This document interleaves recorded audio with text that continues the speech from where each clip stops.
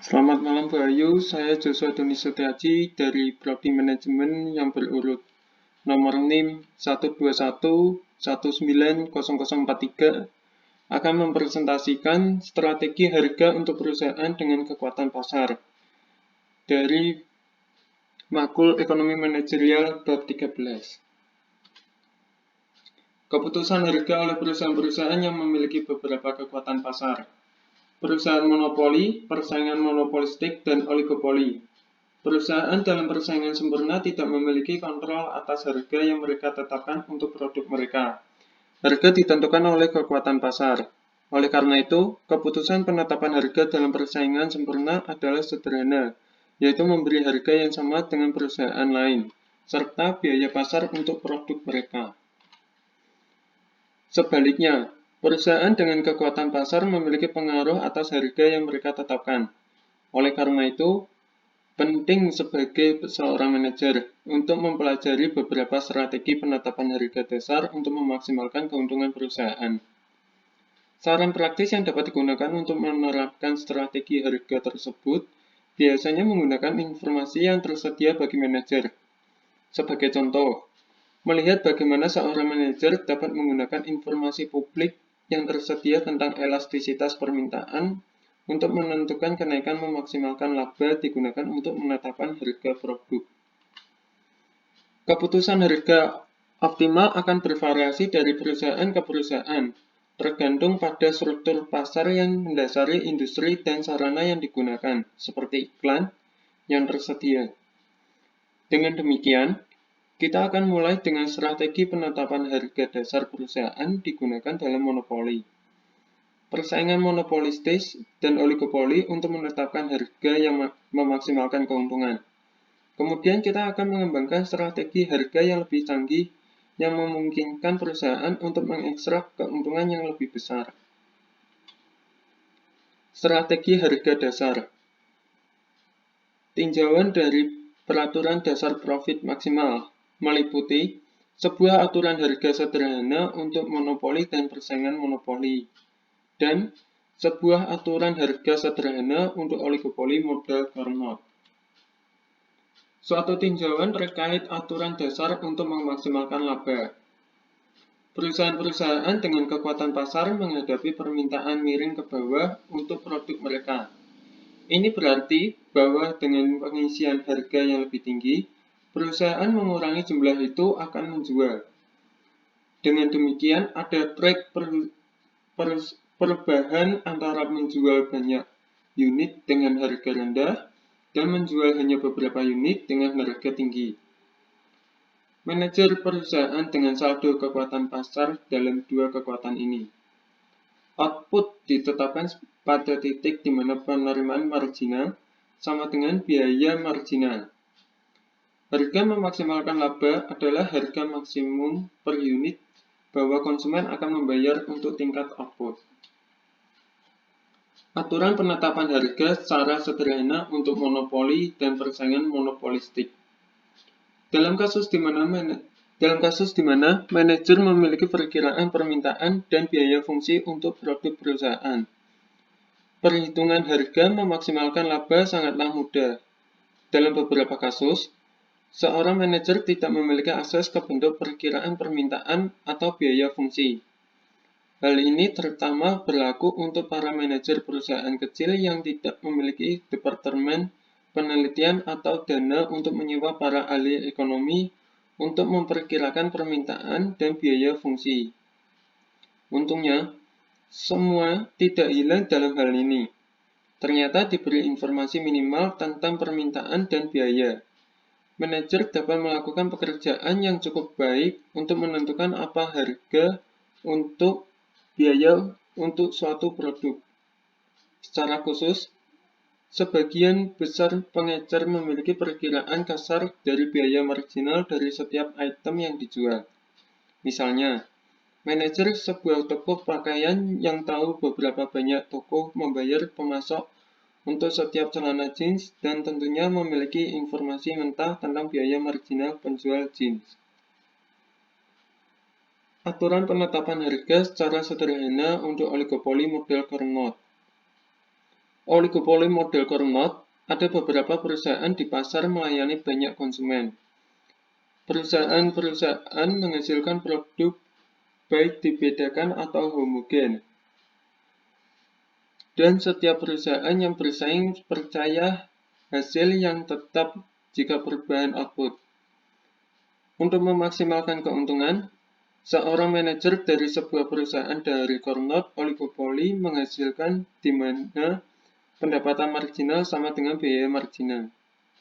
Kita juga melihat bagaimana menghitung harga memaksimalkan keuntungan dan kuantitas diberikan informasi tentang permintaan dan kurva biaya. Ingat bahwa prosedur ini membutuhkan informasi lengkap tentang permintaan dan biaya dari seluruh perusahaan dalam industri dan rumit oleh fakta bahwa penetapan marginal dari perusahaan oligopoli Carnot tergantung pada output yang dihasilkan oleh semua perusahaan di pasar. Pada akhirnya, solusi didasarkan pada persimpangan fungsi reaksi. Strategi untuk menghasilkan laba yang lebih besar. Analisis pada bagian sebelumnya menunjukkan bagaimana seorang manajer dapat melaksanakan MR sama dengan MC. Aturan untuk menetapkan harga memaksimalisasi keuntungan. Mengingat perkiraan permintaan dan biaya fungsi. Seperti harga dapat dihitung secara langsung atau mengingat perkiraan tersedia untuk umum dari elastisitas permintaan. Manajer dapat menerapkan aturan dengan menggunakan rumus markup yang sesuai. Di beberapa pasar, manajer dapat meningkatkan keuntungan atas orang-orang yang diperoleh dengan hanya menetapkan harga per unit tunggal untuk semua konsumen. Seperti yang akan kita lihat di bagian ini, beberapa strategi penetapan harga dapat digunakan untuk menghasilkan keuntungan di atas yang diperoleh hanya dengan pengisian harga tunggal di mana pendapatan marginal sama dengan biaya marginal. Menghasilkan surplus dari konsumen meliputi perbedaan harga, bagian harga, harga dalam blok, dan komoditi gabungan. Diskriminasi harga.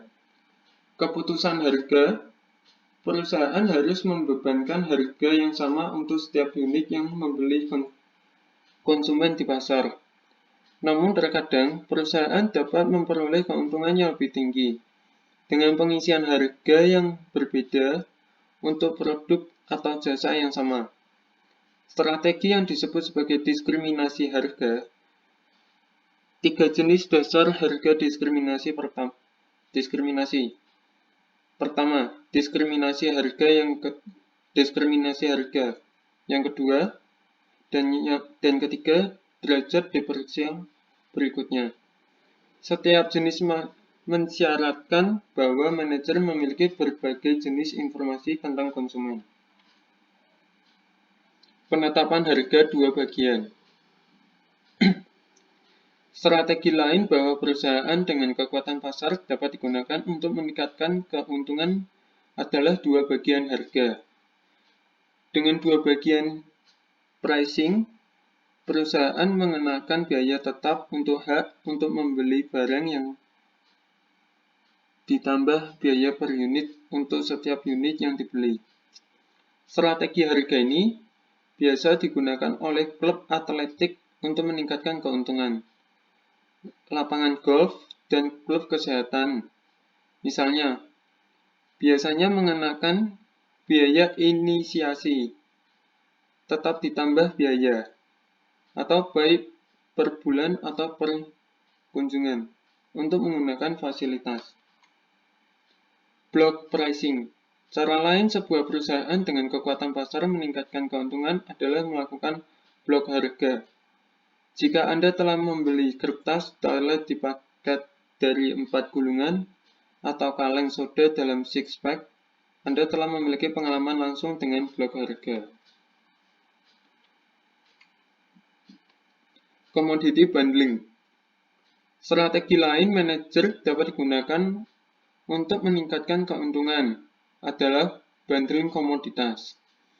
Commodity bundling mengacu pada praktek bundling 2 atau lebih produk yang berbeda bersama-sama dan menjual mereka pada satu harga bandel. Misalnya, perusahaan perjalanan sering menjual penawaran paket yang termasuk tiket pesawat, hotel, dan makanan dengan harga gabungan, bukan harga setiap komponen liburan secara terpisah.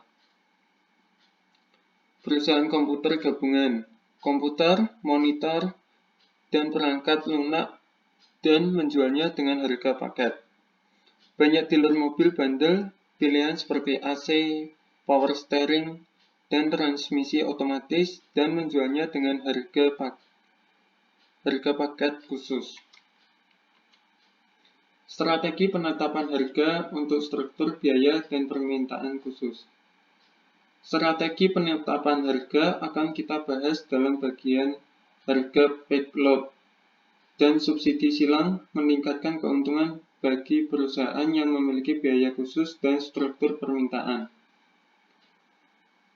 Meliputi dari puncak penetapan beban harga, subsidi persilangan, harga transfer, strategi harga pasar dengan kekuatan persaingan harga, penyesuaian harga, mendorong loyalitas merek, dan harga acak. Peak load pricing. Banyak pasar memiliki periode di mana permintaan tinggi dan periode di mana permintaan rendah. Jalan tol cenderung memiliki lebih banyak lalu lintas pada jam sibuk daripada waktu-waktu lain. Perusahaan utilitas cenderung memiliki permintaan yang lebih tinggi pada siang hari dibandingkan pada jam-jam larut malam, dan maskapai penerbangan cenderung memiliki lalu lintas berat selama seminggu daripada selama akhir pekan. Ketika permintaan pada saat puncak sangat tinggi sehingga kapasitas perusahaan tidak dapat melayani semua pelanggan dengan harga yang sama. Hal yang menguntungkan bagi perusahaan untuk lakukan adalah terlibat dalam harga beban puncak. Subsidi silangan. Strategi penetapan harga berikutnya, kita akan membahas subsidi silang relevan dalam situasi di mana perusahaan memiliki biaya dan melengkapi permintaan oleh konsumen untuk sekelompok produk yang saling tergantung. Sebuah perusahaan yang bergerak di bidang strategi subsidi silang menggunakan keuntungan yang dibuat dengan satu produk untuk mensubsidi penjualan produk lain.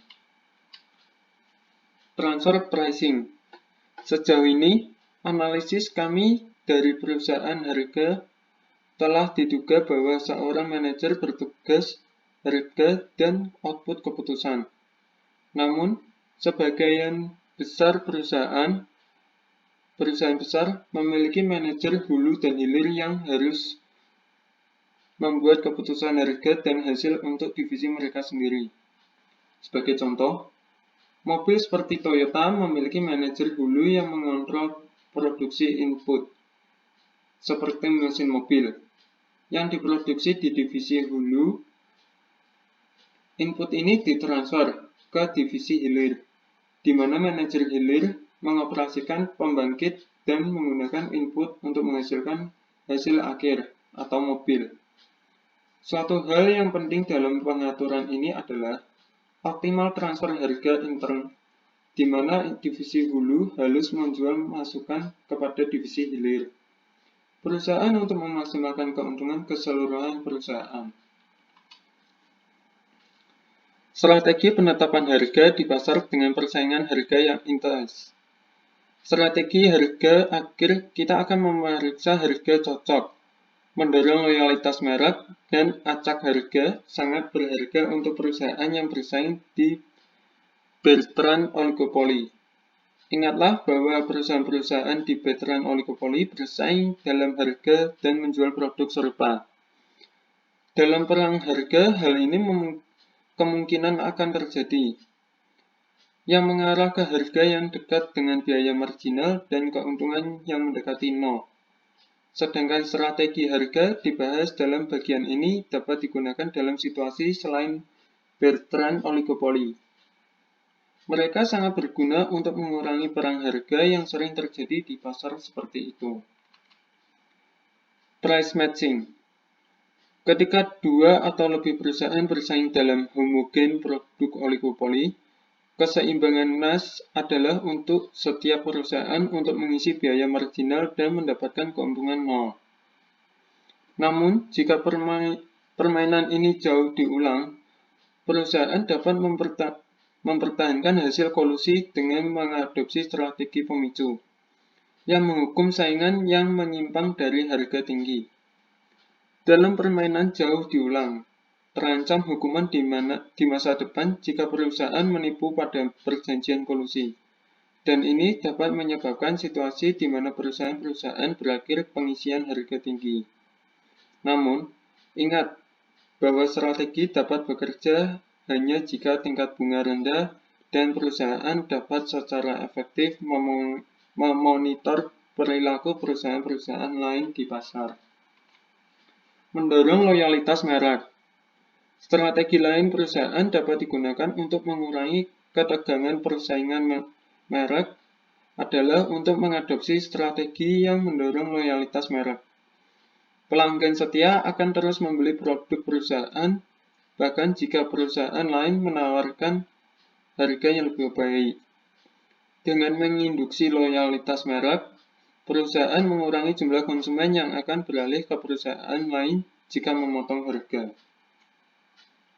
Penetapan harga secara acak.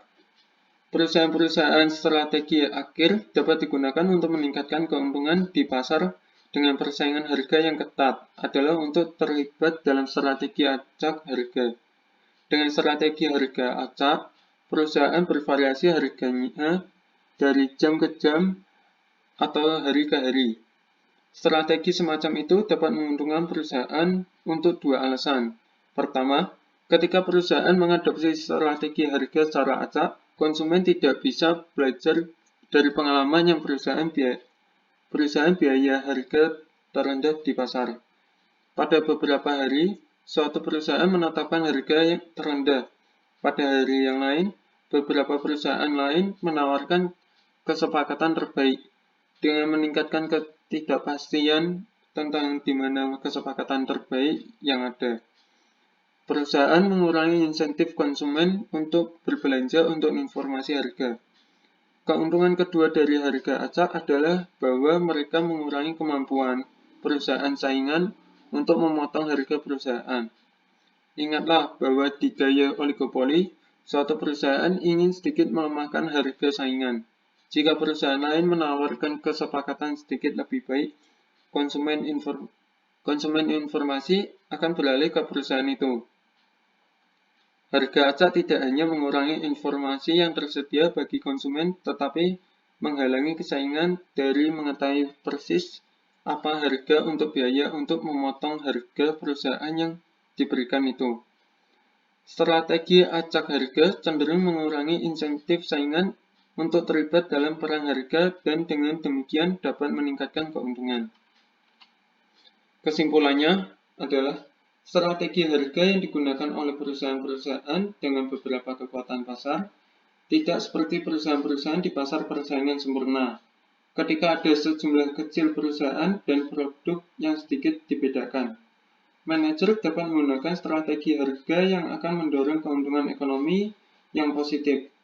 Strategi ini berkisar dari aturan markup sederhana untuk strategi dua bagian harga yang lebih kompleks yang memungkinkan perusahaan untuk mengekstrak semua surplus konsumen. Terima kasih, demikian presentasi saya pada hari ini.